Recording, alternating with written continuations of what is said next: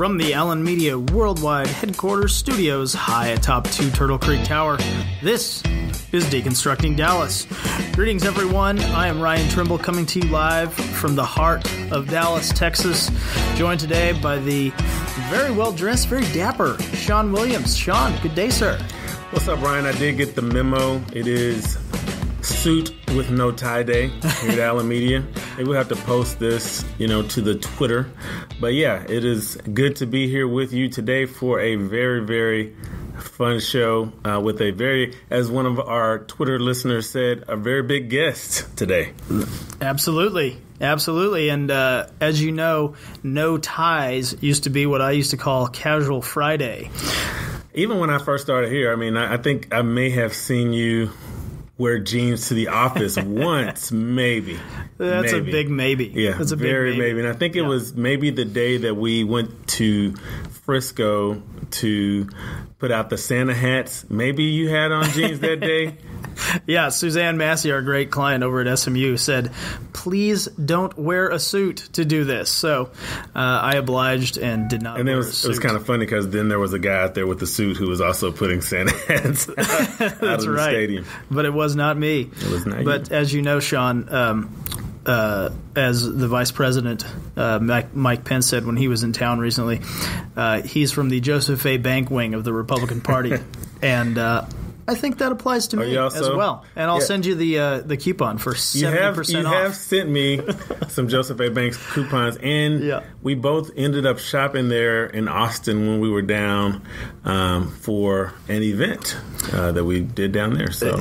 It was a fun event. It was a little cold that night, but we were getting ready for the launch of the African American History Memorial. And the unveiling of the very, very timely, well-done, well-placed memorial that is on the grounds of the state capitol, something that we will be talking to our guest about, and she is 13-term state representative and chair of the Texas Legislative Black Caucus. Helen Giddings is going to be joining us a little later. That's right. Very excited to sit down with Representative Giddings.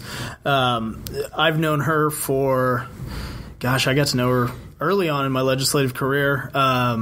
She used to serve as the co-chair of the Dallas area legislative delegation. She was the Democrat co-chair. My boss, Chairman Dan Branch, was the Republican co-chair. So having worked with Representative Giddings for a long time, I'm excited to get to sit down with her. And I know you've also done a lot of work besides the African American History Memorial with Representative Giddings, Shawn. And we are currently working with Representative Giddings on the Dallas Women's Summit that she's going to be talking about here when we get to speak with her. I wanted to jump before we talked a little bit more about Representative Giddings on something that I introduced you to on a professional level here because we are really into research here. We want to make sure we are up to date on the latest and greatest trends in our industry. And so I just dropped on you the Wendy's mixtape. Yeah, let's talk about industry trends. This thing is solid gold. It's delightful. If you haven't listened to it, you need to go online and check out the Wendy's mixtape. Shawn, thank you for bringing it to my attention. Let's just drop a couple of bars right now. Let's let Wendy hit us with some of that hot fire. Sounds good. You gonna get that work. Red hair with some pigtails, better check the score of these meals sell. Now that's better, I'm so clever, my bar's chilly, better grab a sweater. You block my tweets, can't squash the beef, and you check my feet and your eyes swelling. How you love that? These straight facts, trying to take the swag, but we don't want it back. I'm a boss chick, and they hate with that, but we tried your food, where the flavor at? You number one, that's A-Joe. Why your ice cream machine always broke? Why your drive-thru always slow? Why your innovation just can't grow? It's Queen when you need to say mo. Nope, that Baconator go crazy, that spicy chicken go crazy. You can take a fry, dip it in a sauce, it still be so tasty. Them little tweets don't face me. No McDonald's be so I think we both have talked before about the Wendy's Twitter feed and how responsive they are, how reactive they are, and how they are not afraid to go after their competitors. They will lay the smackdown on Twitter. It's a great follow. If you need some snark in your life, go follow the Wendy's Twitter feed. It's hilarious. Yeah, I would, again, encourage anyone to go check out the Wendy's mixtape. It is available on Spotify. We Beefin'. with some great tracks like Rest in Grease, Holding It Down, Twitter Fingers, and 4 for $4. So, but back to our guest. I was really enlightened by a press conference that we went to where we were able to engage some of our clients with Representative Helen Giddings on something she's very passionate about, and that is lunch shaming. That's right. During the last legislative session, Representative Giddings took the lead on an issue, lunch shaming, which not a lot of people were familiar with at the time. But what I wanted to do now, Shawn, was play some of the audio from Representative Giddings' personal privilege speech that she gave on the House floor during the end of the legislative session. So let's go to that audio now. A child goes through the cafeteria line, chooses a lunch, goes to the cashier, gives the cashier their pen. And in many school districts, if that account has no money, that lunch is taken. It is thrown in the trash. That lunch is taken, it's thrown in the trash, often in the face of that child. Some of these children are as young as 4. Now, the hot meal is thrown into the trash, and the student is given the equivalent of this milk, these crackers, and this cheese. And I ask you, how humane is that? And would you want that to happen to your child? You know, Representative Giddings is so eloquent in the way that she explains that, because I don't think any of us would want that for our children. And again, I applaud her for her efforts to make sure that we all are aware of it and to do something about it. And we'll hear more from her a little bit later during our interview about how she did engage on this issue. But right now, we are going to go to our first break. This is Deconstructing Dallas. We'll be right back.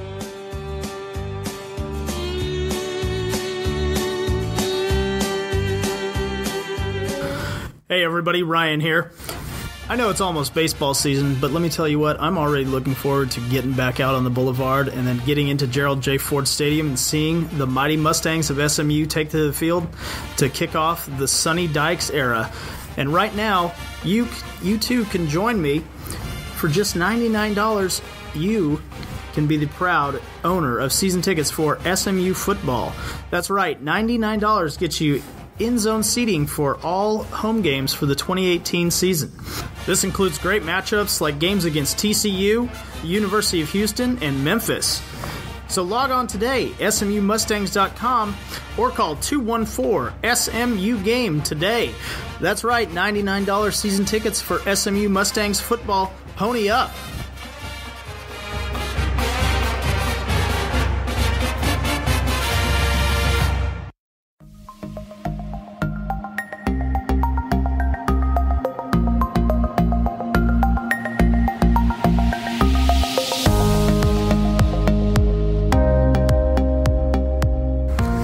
Back to Deconstructing Dallas. Shawn Williams, Ryan Trimble. We are very honored today to talk to someone that we've had a chance to work with on multiple occasions in our time with Allen Media. And we are here in the office of State Representative Helen Giddings, representing House District 109, the 13th-term representative, as well as the chair of the Texas Legislative Black Caucus. Again, it is Representative Helen Giddings. Representative Giddings, thank you for spending some time with us today. Thank you both very much for having me. I'm delighted. Well, Representative, it's a pleasure again to be with you, and I first got to know you during my time with Representative Dan Branch when you were the Democrat co-chair of the Dallas area legislative delegation. Chairman Branch was the Republican co-chair, and so I was privileged to see part of your illustrious career and see some of the great things you've done. But what would you say? I wanted to just get your observations on what's changed in the legislature, just your sense of the legislature overall, and look into your crystal ball into the future. Well, let me just start by saying it was such a delight to have the opportunity to co-chair the Dallas delegation with Dan Branch. I think we found a way to work across the aisle and do what was in the best interest of Dallas. And I think in that regard, we set a great example, and one that I hope will continue to be carried out. As has been said, I'm in my 13th term, and I will be working as hard as I can until 11:59 on January the 9th of 2019. And, I know what a blessing it is to be one of 150 members of the Texas House. And together, we represent approximately 28 million people. And that is a tremendous gift. And to have been reelected 13 times is a gift that the people gave to me. So my priority has been trying to be a voice for those people who sent me there. And my particular priority has always been doing everything I can for children and helping each and every one of them to reach their maximum potential. You alluded to it, but we didn't explicitly say it, but you are not seeking re-election. Correct? I am not seeking re-election. And so as you look back, and I know you're going to be working up until the very end, but can you look back to this point and say what you feel has been the accomplishment legislatively or as an elected member, the accomplishment that you are most proud of? And let me just say that I'm fortunate because there have been so many. And for me, the most significant one, and I think the one that will always be most significant for me, is passing the alcohol-free zone around schools. That was the most difficult fight that I have ever been in.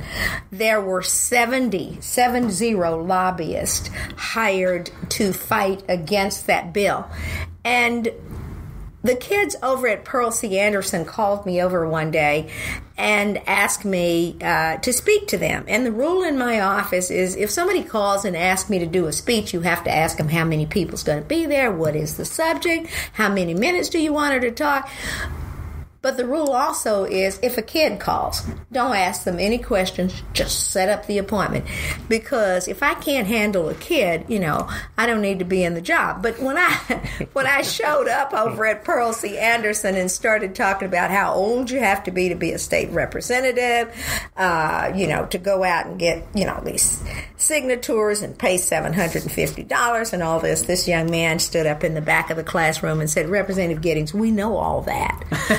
We called you here because we have a problem. We've been to the police department. We've been to the Dallas Independent School Board. We've been to the city council. We've been to the city plan commission. No one has helped us. And somebody said, have you called Helen Giddings? And I thought, this is a pretty easy deal here. And so I said to the students, now remember, I'm new. And Austin is a seniority kind of town. Right. I don't have much seniority, and what that equates to is I don't have much power. But I think this is something that we can get done. Wow. I thought, who could be against this? Everybody, it seemed, was against it. Certainly not everybody. But there was enough opposition that there were 70 lobbyists hired. And it was probably one of the most skillful things I've ever done, but also one of the toughest things I've ever done. Generally speaking, in Austin, if they don't want you to pass a bill, as you know, Ryan, they just don't give you a hearing. Sure. And in this case, they gave me a hearing because they thought, she's new here. What does she know? They thought not much. When they came into the hearing room, every television station in the state of Texas had a camera there. You could not even get in the room, barely, for the cameras. Every news outlet was there. Steve Bartlett was the mayor. He testified. The police chief was one of my witnesses. He testified. John Wiley Price testified. Royce West testified. Jesse Jones testified. Charlotte Mays, who was the city council person, testified. Diane Ragsdale testified. The president of the Homeowners Association testified. And 46 kids. And even then, I couldn't get the bill passed. They kept the bill tied up. And in order for me to pass that bill, I had to go out and work with 2 constitutional lawyers, and they came and gave me a way to actually amend the alcohol beverage code through the education code.